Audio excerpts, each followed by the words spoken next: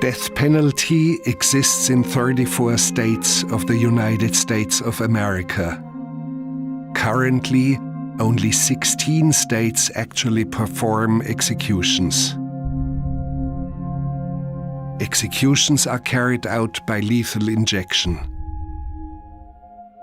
As a German, coming from a different historical background, and being a guest in the United States, I respectfully disagree with the practice of capital punishment. This is the Polansky unit in Livingston, Texas. All male death row inmates of the state, more than 300 of them, are held here. Since this unit does not have a death house, executions are carried out in Huntsville at the Walls unit, some 40 miles away. Cell blocks for those who wait to be killed look like this one. In June of 2010, I met Michael Perry here. He was executed 8 days from the time of this conversation. But, you know, because I'll forget. I'll literally forget. And then I'll look at my calendar, I'll hear someone say something, I'm like, man, and I'll sit back and I'll just stare at the wall and I'll be like, man, 8 days, 7 days, 6 days or whatever. And it's like, it's just, I must not be comprehending the fact that it's that close, because, you know, it's hard for me to say, you know what, like I talked about, you know, in 8 days, these people want to murder me. After our interview, used for a different film, I noticed this man, Joseph Garcia, with whom I had been in contact through letters. He was waiting to be taken back to his cell after having spoken to a reporter. Like all the men here, his mind was consumed with his impending fate. I don't know how the drugs work, per se. It's a wild concept to think about that, you know, you're gonna be put to sleep, euthanized, you know, like a dog. Does it frighten you? Yes, it does. Yes, it does. Garcia is one of the infamous Texas 7. He is on death row for the murder of a police officer, a crime that was committed after a spectacular prison break. All of you who were involved in this escape are charged with capital murder. Basically, yeah, the law states that on the law parties, if you are convicted, that because of your co-defendants' responsibilities in that crime, that you are held responsible along with them. It's a crazy law, you know, because how could you say, you know, if you and I were doing a crime and you decided to kill somebody, how can I be responsible for what you did? You know, I wasn't. So you were not, you personally were not plotting, let's kill this officer who is driving up the ramp, where you were burglarizing a store for weapons. Exactly. I wasn't even out on the back dock when that happened. You know, I was still in the store tying up hostages. You know, when that activity. I mean, when that. Yeah, which was bad enough. Let's face it. Man. You have been in serious crimes. There's no doubt.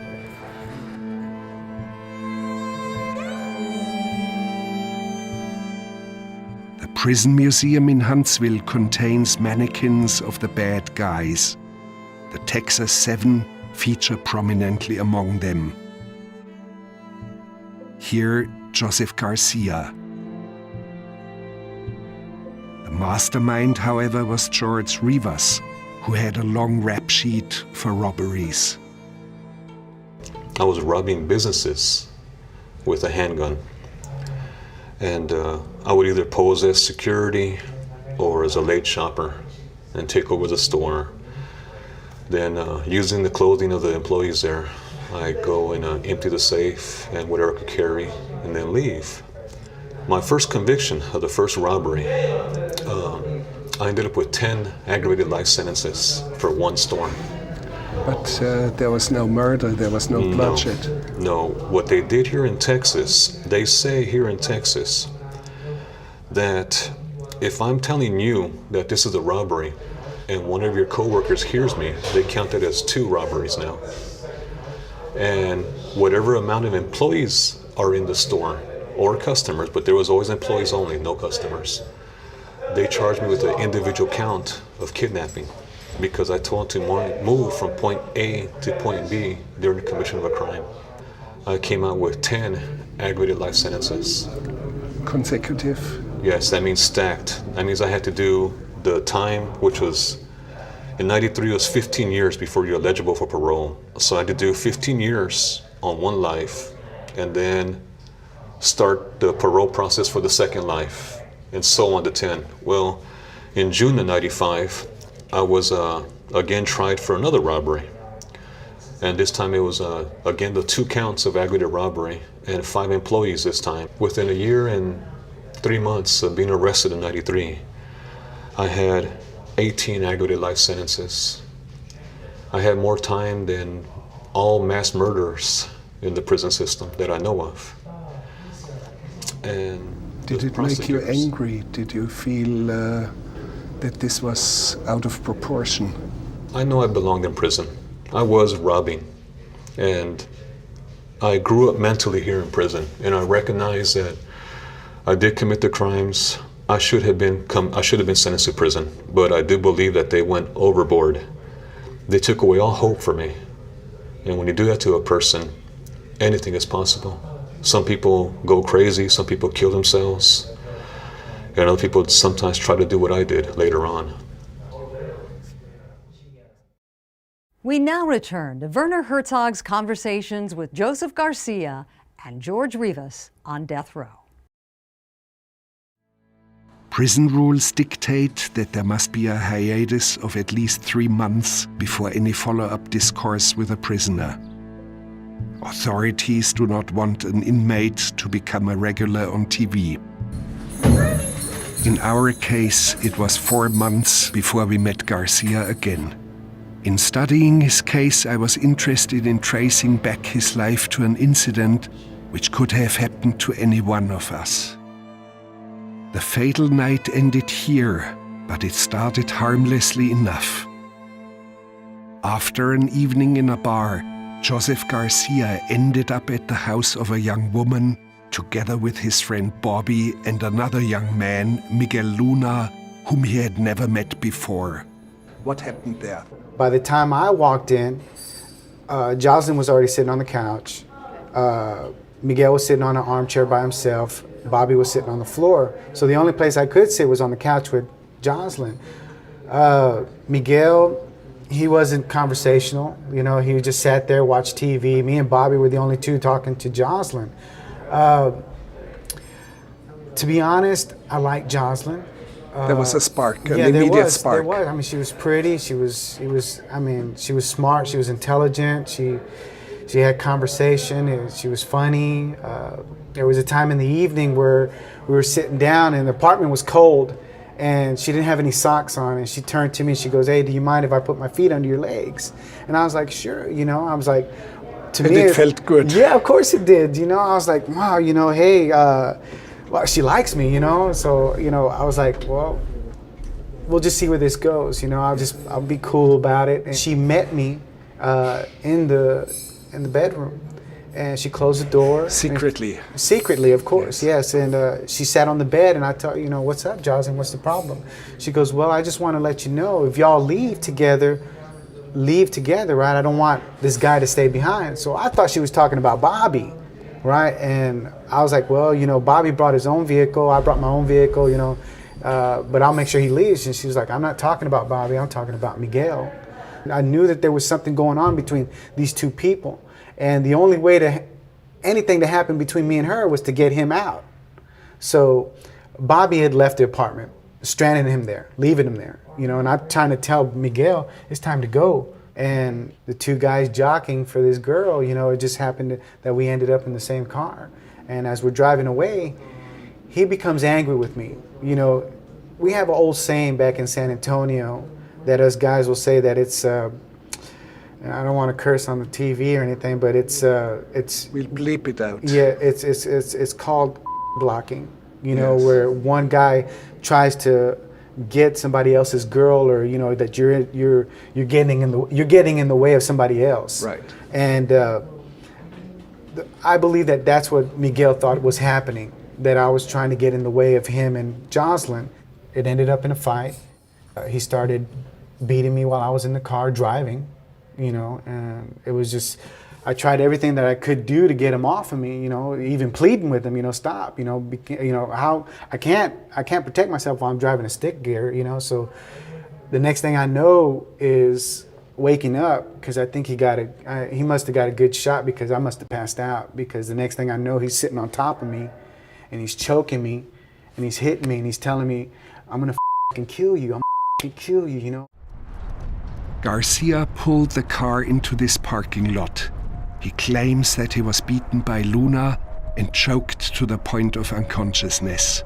When he came to, Luna had taken the car keys and was pacing around outside in a rage. I opened the door, I went to hit the seatbelt, and my back of my hand fell across the blade, which was sitting on my belt horizontally. It was my butterfly knife that I happened to leave on my belt that morning. I pulled it out, I extended it. By the time I got out of the car, it was extended, it was ready. I put my hand out in front to stop him, to, you know, hey, please stop, you know, just, hey, I'm trying to talk, I can barely talk, I'm struggling, I'm trying to breathe, and I'm bleeding from my nose and my eye and my lips, and I'm telling him, you know, stop, you know, give me back my keys, right? Look, man, I got a knife.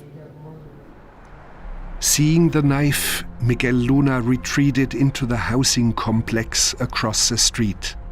Garcia followed him.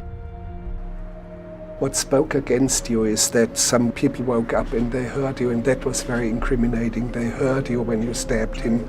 Die, motherfucker, die. Yeah. And the real incriminating fact was that he ended up being stabbed 19 times. Approaching the crime scene, on the sidewalk, you will find blood drops, which will eventually lead up to the body. I felt that I was innocent. I felt that Miguel had drove me to this point. You know, I didn't want to kill him. It wasn't my intentions to kill him. I was protecting myself. I can remember when we were both standing in that hallway that second time, and I'm telling him, please, you know, just give me my keys, man. I don't want to hurt you. Just give me my keys. I want to leave. And when he swung back, you know, he told me, F you, right? And he swung back to swing at me, and I lost it.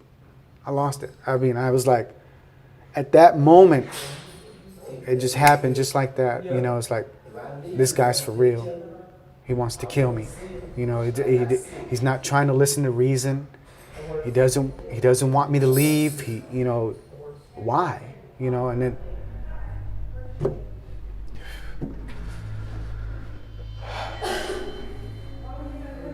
yes, I lost it. I lost it.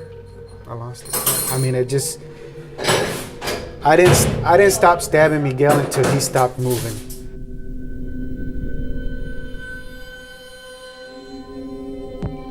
You can see the body in the foreground, blood smears all over the door.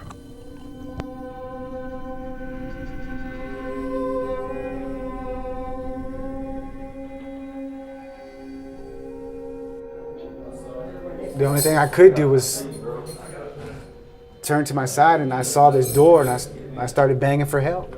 You know, I went and knocked on her door, or whoever's door that was, and I remember seeing like a 13A or 13B or something, and I remember knocking on the door, and I just, please help, you know, send an ambulance. And my handprint is on that door. You know, it's my handprint on that door.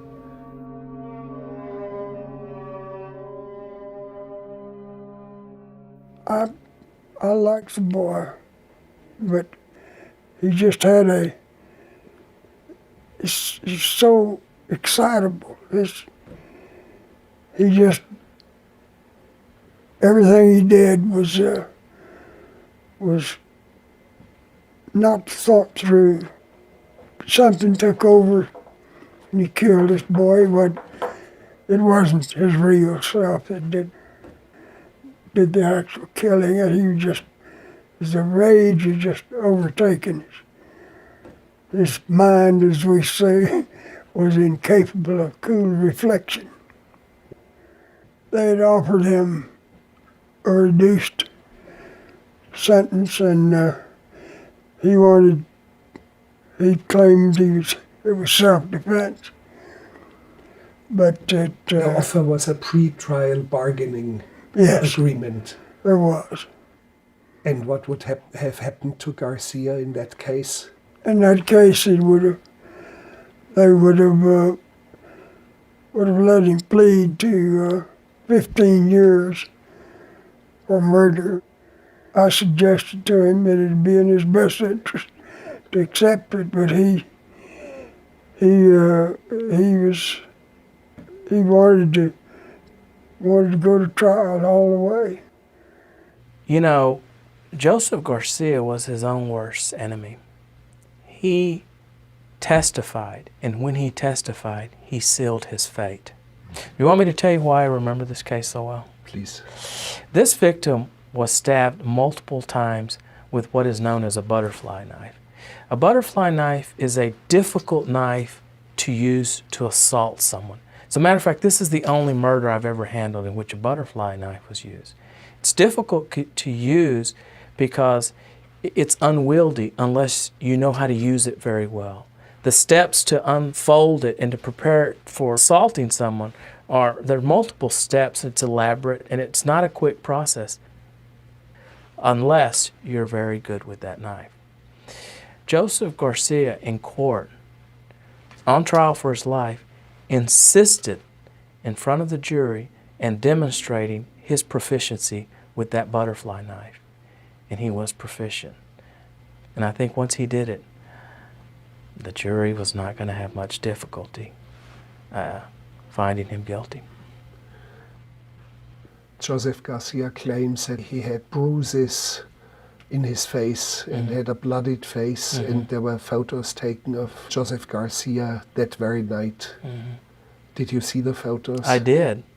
And what did they look like to you? Like a man who was uninjured.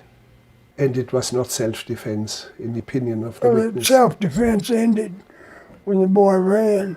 And the result was? The result was that the jury gave him 50 years. Let me address Yes. Joseph Garcia's statement that he thought his 50-year sentence was too harsh. You know, in Texas, in murder, it's a very unique state in that the jury can determine punishment. And the jury is given almost complete discretion. For a murder, a jury can give someone probation, or they can give them life and anything in between.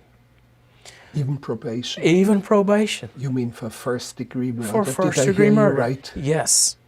As long as you have not previously been convicted of a felony, if you're eligible for if you've never been previously convicted. In Texas, a jury can sentence a murder defendant to probation.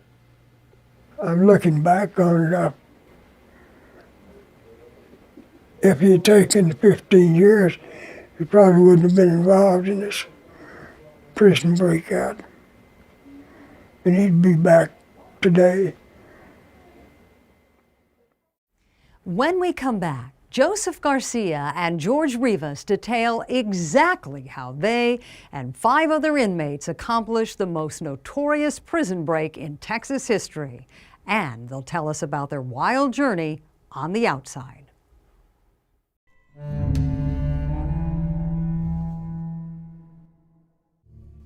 These 7 men were all together at the Connally unit, a maximum security prison south of San Antonio. Every one of them was serving an extended sentence. They wanted out.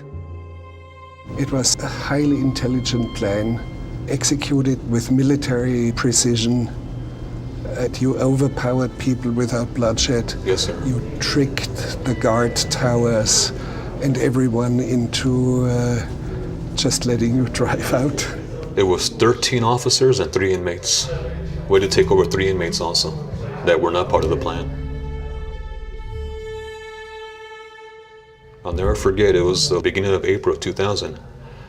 I was looking at myself in the mirror, and I decided that day that I was not going to die an old man in prison. I wasn't going to let myself be killed or crippled by the officers, or just die, just wither away.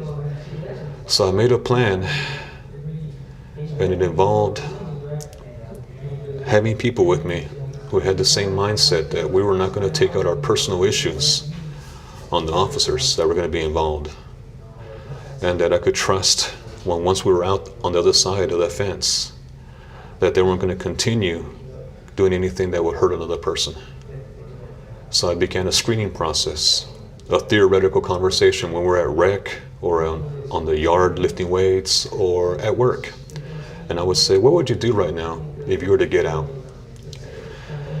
And every person I picked said that they would just try to start over and get a job. They didn't care what it was.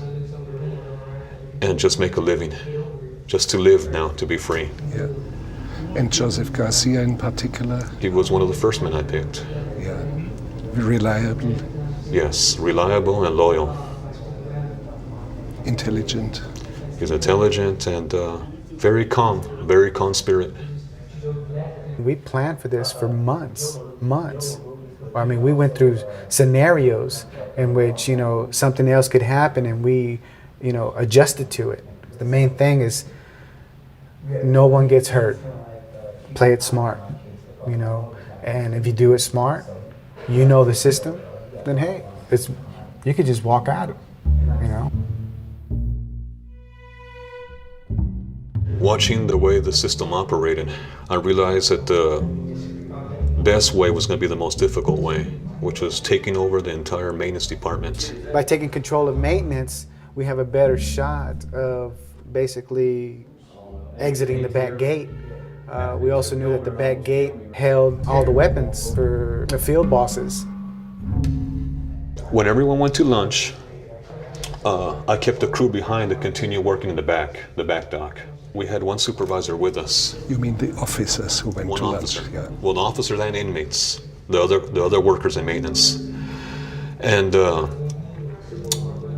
when they went to lunch, we subdued the first officer, and he's the one that stabbed one of ours, and he's the one that got hurt, that got hit. And then we bandaged him up and put him in the room. We took his clothing, and then we got ready for the rest, because now all the other officers are going to be coming back from lunch. And they came back in 2s and 3s. So we were outnumbered, so what we did was wrestle them. We basically had 3 teams. Me and one other man were the primary team to take them down. When we were outnumbered, the second team took down whoever else. And then the third team was taking their clothes off and tying them up and putting them in a room. And it was hectic. It was a very hectic time. And at the same time, I'm answering the phone that's calling back there. And actually called in the count. When they called in for the count time at 1 o'clock, which is what I was waiting for, I had to call that in. And once we had all the officers subdued and we had their clothing, and I called the count in, then I called the back gate and the back tower and let them know that a maintenance crew was going back there. Garcia at this time was calling the guard tower. And I had one of the men calling what they called the doghouse. Told them the moment you see me walk inside that guardhouse, make the phone calls. So Garcia was calling the guard tower and he allowed me in. I walked in and the phone's ringing and the officer in there says, hey, yeah, he just walked up right now. And he hands me the phone and says, it's for you. And I asked him, who is it? And he says, I don't know. I think it's maintenance. And I said, what do they want? I just came from there. We're playing the little thing, the role. So I answered the phone. And we start talking, and I say, oh, you want the serial number? So I have a part in my hand, and I start reading the serial number. While I'm doing this, I'm watching out the window to make sure there are no delivery trucks arriving. And I said, okay, Max, I'll talk to you later then. And I put the phone down. The word max or maximize was our word. When he told him maximize on the phone, Chino and the other two men took over the officer downstairs. Well, when I put the phone down, there was a .357 Magnum, among many others, in a holster. I grabbed it out of the holster and I asked the officer, is this loaded? And he looked surprised, said, of course it's loaded. I flipped open the cylinder, saw it was loaded, closed it, and I said, okay then, all I want is your cooperation now. I had control of your guard tower. The only thing remaining, how would they all get out together in a single pickup truck?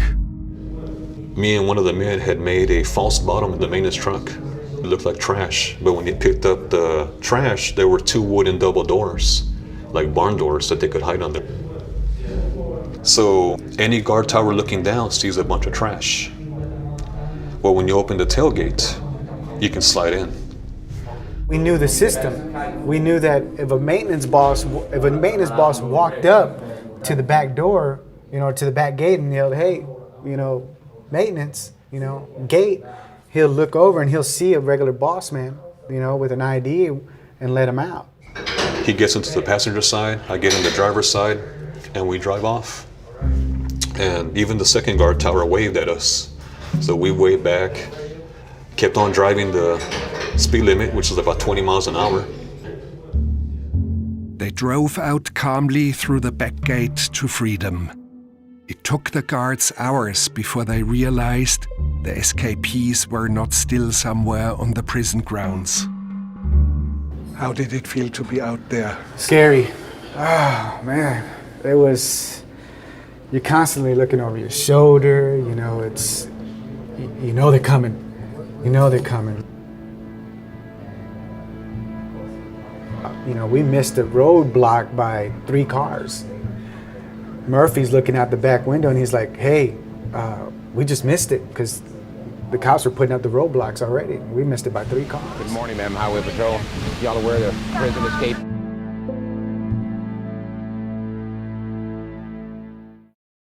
When On Death Row continues, a Christmas Eve heist and the death of a police officer turned the biggest prison break in Texas history into a nationwide manhunt.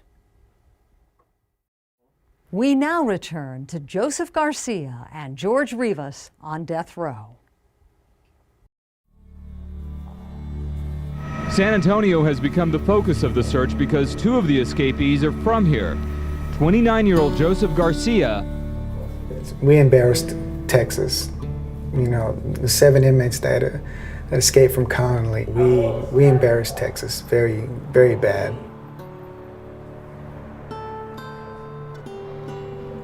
Once you were past the roadblocks, it was like, we did it. We're out, we're free. Now that you're out, you gotta be smart enough to stay out, and do what you gotta do to stay out. And I was like, man, I just hope this lasts.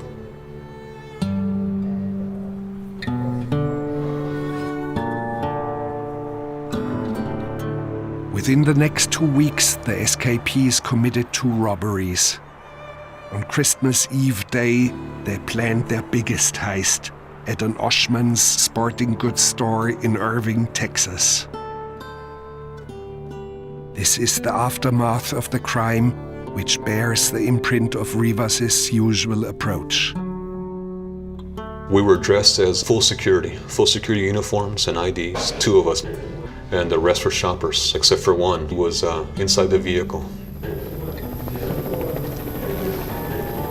When I had gone to check out the store, or stake it out, case the joint as they call it here in Texas, they had a little tag on their window that said that their security was provided by ADT Security. Well, we were economizing all the money we had, so we would shop at the thrifty stores, like a Goodwill. At one of those stores, I noticed they had a rack of clothing, of used clothing, of all these different kind of clothing from businesses. I saw ADT Security.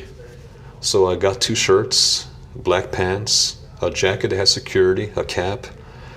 Then I cut out some pictures from a newspaper, Dallas newspaper, and went to a little Kinko's copy shop, and using their computer and their Xerox machine, I made these little security alerts talking about what they call snatch and grab. It's real popular. where a group of people walk into a store, grab all handfuls of clothing, and then run out the store into a truck. There's other stores in the little shopping area, and I named one of the stores that they had already been identified there had they seen him here at this store. And strangely, some of the employees were saying, yes, I've seen that person, I've seen this person. They were circling. I told them, please take this pin and circle everyone you recognize. And I did that in order to get all those employees to the front of the store. So it was all your ruse. To get everyone there. And you were convincing. Yes. You sounded like a real security person. Yes, sir. So you have it in you to look reliable, trustworthy. You're calm. You're a good actor. Yeah. Otherwise it wouldn't have functioned. Yes. This is the interior of the store after the heist.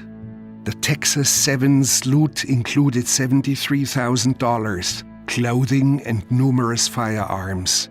But things did not go according to plan. So it turns out that a person that was waiting to pick up one of their employees, her boyfriend in fact, she saw something not right. She called one of her friends, and to make a long story short, they called the police. Well, I had Murphy outside listening to the police scanner, so he notified me. We were hooked up just like this with walkie-talkies, and I let everyone know that if I say we're leaving, you stop what you're doing. Don't keep on grabbing nothing else, just leave. And I already had pickup points. I had an extra vehicle parked behind the business. I got back there, and they were not there. They were still inside the store. For 4 minutes, Mr. Herzog, and those 4 minutes changed the lives of all of us, and that poor officer and his family. I was yelling into the walkie-talkie.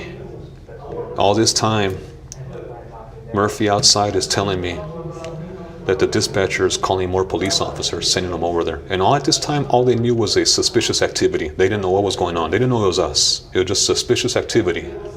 I wouldn't leave the guys there, so I stayed there, yelling into the walkie-talkie. They finally came out. As they were coming out, the officer was already getting ready to pull up on us. We couldn't get out. So, posing as security, I was going to get close to him and take him over, take his gun, handcuff him inside the vehicle, and then we'll leave. I reached back to pull the ID out to show the badge and the ID, so he'll recognize it, he'll feel comfortable with it when I come towards him. As I'm getting closer, I see his hand coming up like this. I drew my weapon at that time, and I shot through the windshield and shot the right shoulder. I yelled, "Don't move again," and that's when I saw flashes. He had his window rolled up, and I saw these yellow flashes like this, and then I heard the sound, and I felt the piercing pain right through my stomach. And that's when I fired the 3 fatal shots. I fired 3 more shots, and I know it was in the head area. And you were also shot? Yes, he shot at me 7 times. The authorities say that my... You mean the police officer, yes. Or was it your own people? Well, the police say my own people shot me, but that was impossible. They were behind me. I have the wounds in front of me. You were shot where? Through my stomach. I had turned to the side, I'm like this, I got hit through the stomach, and then through my leg, front to the back, and my stomach in and out also. So it's strange that the law of physics changes in Dallas County when it comes to bullet trajectories. Forensic evidence tells a different story. Rivas most likely was hit by his own men, who opened a barrage of gunfire. The police officer never had a chance to draw his weapon. Was there only one person who shot at the officer, or were there several? I wasn't on the back dock. I was still in the inside the store. I was still inside the store. I was tying up these people. I heard the gunshots. By the time I got out, it was over. Mm-hmm. It was over. And I noticed through court records that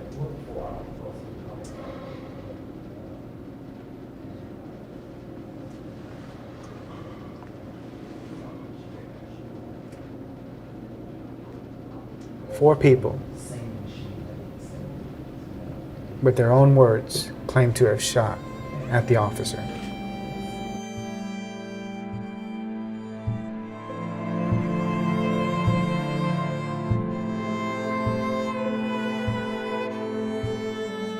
Mr. Rivas, fact is you shot and killed this officer. He was a police officer. He was in uniform, in an official car, on duty.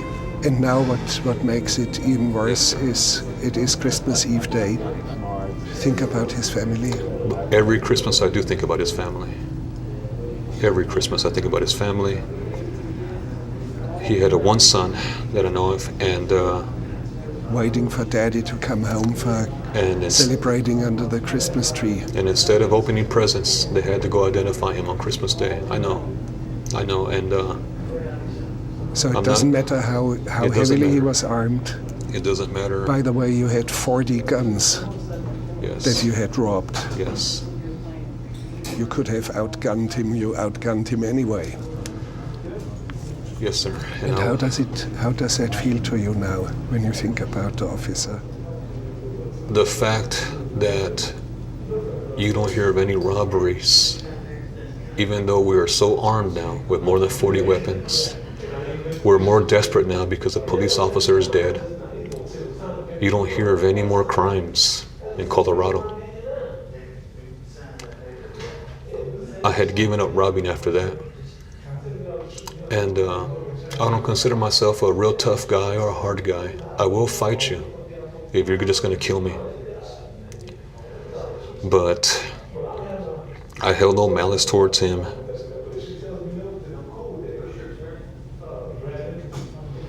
And I didn't want him to die. And how do you live with it now? I have no choice. It's either suicide or just make the best of each day. And I'm facing execution by the state anyways. And of course there's always a regret. Not only the police officer, but now 2 men who are my friends and 4 others here that are sentenced to death. I carry all of them. And you planned it all. Yes. Eventually, the Texas 7 made their way to Colorado, where they holed up in this trailer park, posing as a group of missionaries. Almost 4 weeks later, police received a tip, and they apprehended all of them, with the exception of one who committed suicide rather than be captured. The remaining 6 summarily received the death penalty, including Joseph Garcia. He most likely was not involved in the actual shooting, but the law of parties ties him to the murder. With a fate that certainly awaits him, Garcia's only escape is his dreams. Do you dream? Do you dream at night? Yes, I do. You dream of what? I dream of past events. I dream of my ex-wife. I dream of... But always events outside of prison. Yeah. Prison doesn't exist in your dreams. No. That's when I wake up. That's my bad dream. There, just seeing these. It's rough waking up to 4 walls. And just knowing that you can't get out. You can't walk along the street. Do you see any chance for clemency? Not from this state, no. No, sir, I don't. Do you know about your execution? Is there a date? When is it coming? It could be any day now, to be blunt about it. Me and one of the guys, Newberry, our last appeal at the 5th Circuit was denied us. So now it's the Supreme Court, and I'm not expecting nothing positive from the Supreme Court. And to be blunt, I don't want another life sentence. I told you earlier that I was originally sentenced to 18 life sentences. When we escaped, the prison system ran court on us, and without us present, and they gave me another 13 aggravated lives. 1 aggravated life sentence for every officer that we tied up. They charged me with aggravated kidnapping. And they added those life sentences to my 18 life, so I had 31 life sentences. And then they gave me a 99 aggravated sentence for taking that truck. And as I said in my trial, and it wasn't a ruse, it wasn't acting, I don't want another life sentence. What they call the death penalty, I call freedom, because one way or the other, I'm going to have it. Do you have any hopes that you eventually would avoid death penalty? I had a vision. Yes. I want to stand on that. I remember in this dream,